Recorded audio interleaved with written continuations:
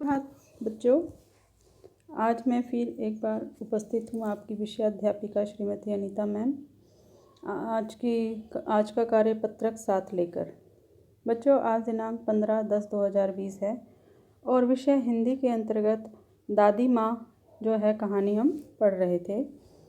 यहाँ पर विद्यार्थी अपना नाम लिखेंगे, यहाँ अपने कक्षा अध्यापक या अध्यापिका का नाम लिखेंगे।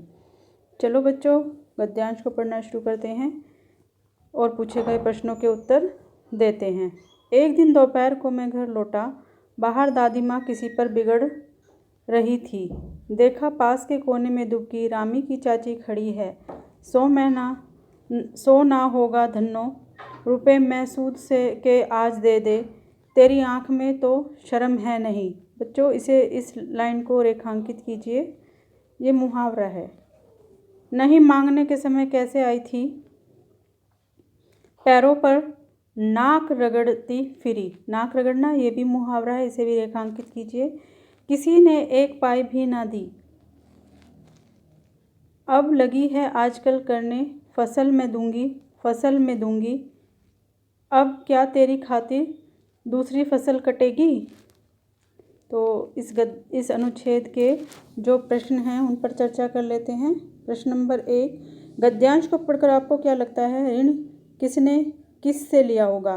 तो जैसे बच्चों हमने गद्यांश में पढ़ा, ऋण दादी माँ से लिया था। किसने?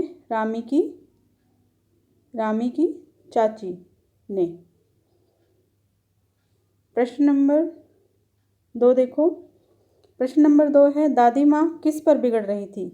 तो इस प्रश्न का उत्तर भी सरल है कि दादी माँ रामी की चाची पर बिगड़ रही थी।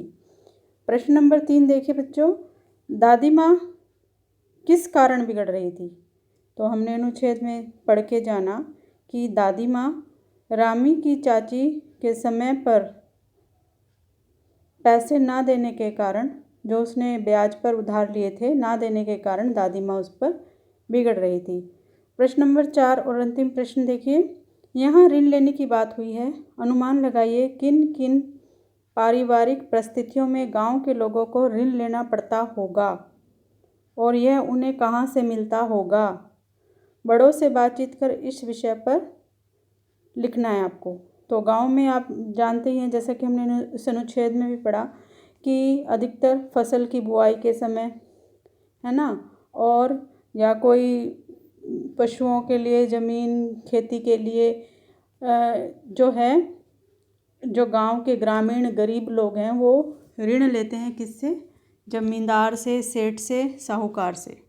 और बाकी इसे प्रश्न के उत्तर को और अधिक अच्छा करने के लिए अपने परिवार में अपने बड़ों से चर्चा भी करके और अच्छे से आप अपना विस्तार पूर्वक उत्तर लिख सकते हैं।